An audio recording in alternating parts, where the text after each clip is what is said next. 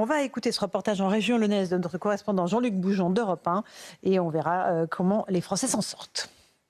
Le séjour à Nice de Sana était prévu depuis plusieurs semaines, mais cette jeune mère de famille a tranché. Cela coûte vraiment trop cher de voyager loin en ce moment. Je vis toute seule, donc je ne peux pas me permettre de faire profiter mes enfants du soleil, du beau temps, de la mer. Ça coûte trop cher, donc on réduit les frais. Même expliquer à mes enfants qu'on ne peut pas aller voir les amis, la famille, ils ne comprennent pas pourquoi. Donc on les occupe comme on peut. On va au parc à côté, on va au lac à côté, on essaye de réduire, on va faire du vélo. Idem pour Philippe, le Sud va là aussi devoir attendre un peu. Pas de petit pont de l'Ascension. On voulait se faire un petit week-end vers la mer, dans le Sud. Mais bon, quand on compte le prix du carburant, le péage en plus, mis tout à bout, ça fait un budget. On préfère rester par ici, entre l'Isère et le Rhône. Léane, elle, est étudiante à Lyon, mais originaire de Salon de Provence. Elle aussi doit limiter ses retours le week-end. De base, c'est vrai que j'essaie de rentrer peut-être une fois toutes les semaines ou toutes les 2 semaines. Là, je vais redescendre une fois par mois. Donc la prochaine fois, c'est quand ? Peut-être dans 3 semaines, un mois. Du coup, je reste seule à Lyon. Une inquiétude qui commence à concerner aussi les mois de juillet et d'août. Là, même les vacances, ça va être chaud et tout. L'essence, il monte, il descend. On sait même plus quoi faire. On réserve pas. Preuve que les Français imaginent de plus en plus que la crise des carburants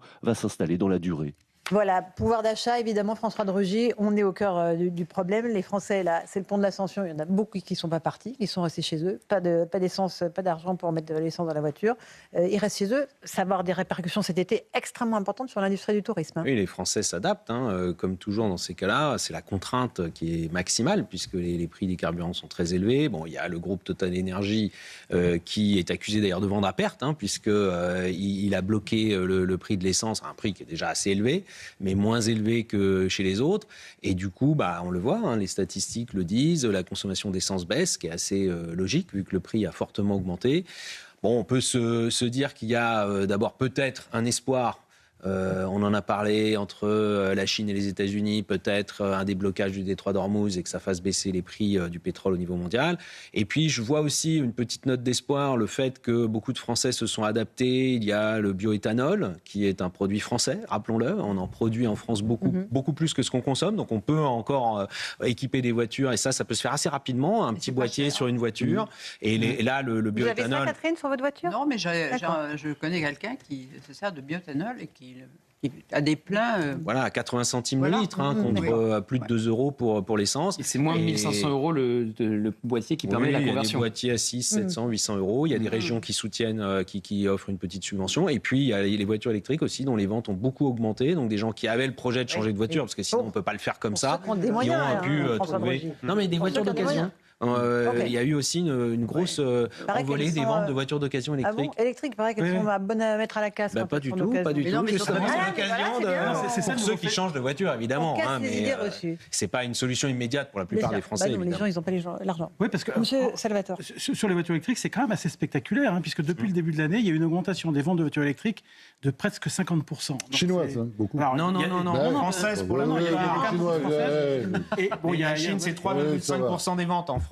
Mais donc ça prouve que les gens changent leurs habitudes pour l'été prochain, mais sont aussi prêts à changer leurs habitudes pour les années qui viennent.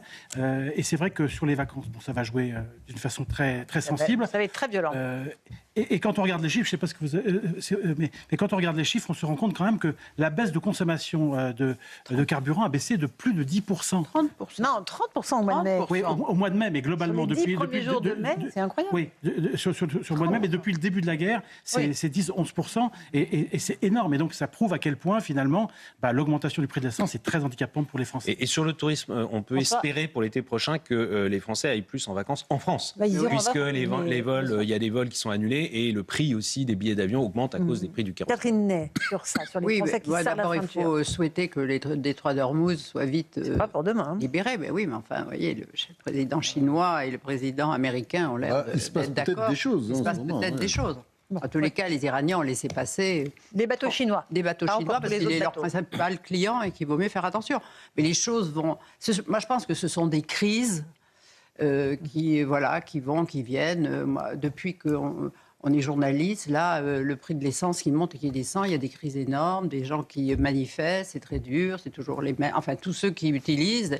Et puis, ça s'arrange. Alors là, ça va peut-être s'arranger dans les mois qui viennent, je ne sais pas. Mais enfin, c'est vrai que pour les gens qui ont une voiture diesel, c'est eux qui payent plus cher. Alors, c'est ça, alors qu'on leur avait dit pendant des années. Bon, et puis, on voit bien aujourd'hui que ceux Tout à l'heure, il y avait un reportage, je ne sais pas si c'était nous, une autre chaîne où j'ai zappé, où on voyait que les gens qui étaient sur l'autoroute, qui partent avec une voiture électrique, ils s'aperçoivent qu'il faut charger la...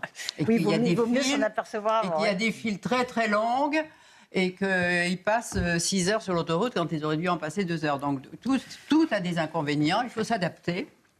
Voilà, et en tous les cas, c'est une crise. Et surtout, on peut s'en prendre au gouvernement. Le gouvernement n'y peut rien. Alors, le gouvernement n'y peut rien. Là, la discussion commence. Oui.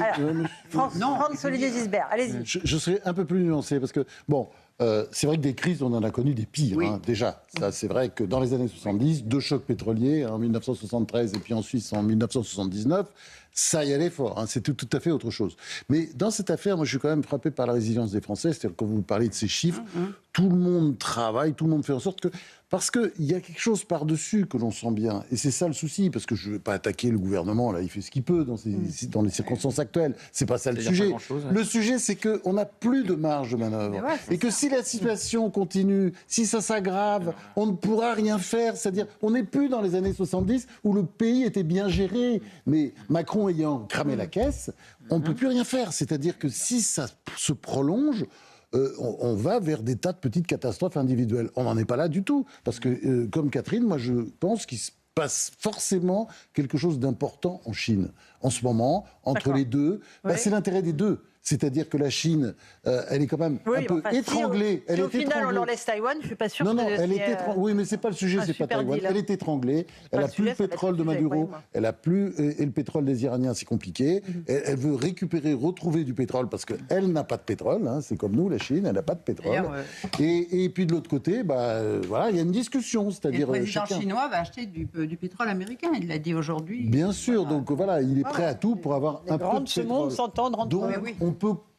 On peut compter peut-être un peu sur son aide pour parler aux Iraniens. Monsieur Le Bret.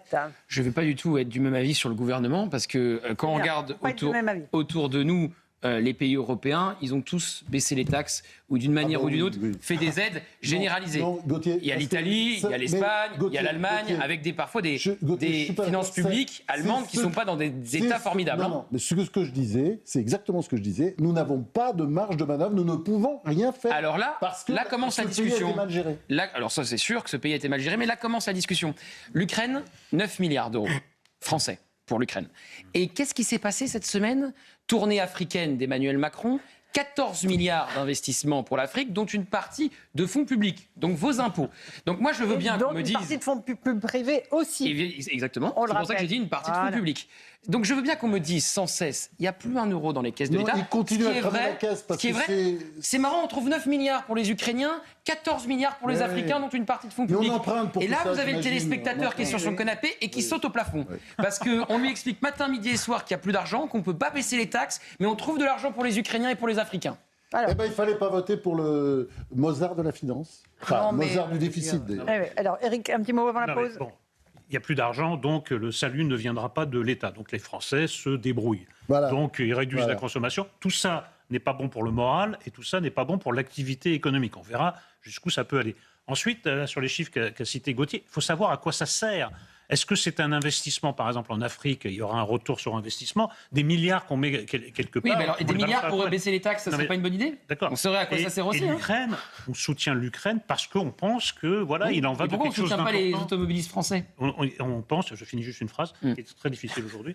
Mais il est toujours avec très grande force, vous savez. Non, mais c'est vrai. Mais il faut se mettre à son niveau, c'est comme au foot. Non, mais c'est le nouveau Raymond Cartier. C'est-à-dire, et lui, il dit qu'il ne faut pas s'occuper du Zambèze, mais plutôt de la Corrèze. Non, mais tout dépend. Un journaliste de Paris Match autrefois. Si c'est 9 milliards, mais si c'est 9 milliards et ces 14 milliards étaient jetés à la poubelle, d'accord. Mais là, on considère qu'il est important pour la France et pour l'Europe de soutenir l'Ukraine, et on considère qu'il est important d'investir dans des pays africains. C'est pas de l'argent qu'on donne à faire. Eric, je n'ai même pas porté de jugement moral sur ces investissements. Si. Je dis juste. Je dis juste. Il était sous-entendu. C'est vous qui interprétez. Je dis juste que. C'est intéressant, il n'y a pas d'argent pour baisser les taxes pour les Français, on le dit sans cesse, il n'y a plus d'argent. Pourquoi on trouve de l'argent pour les Ukrainiens et les Africains dans ce cas-là, s'il n'y en a plus ?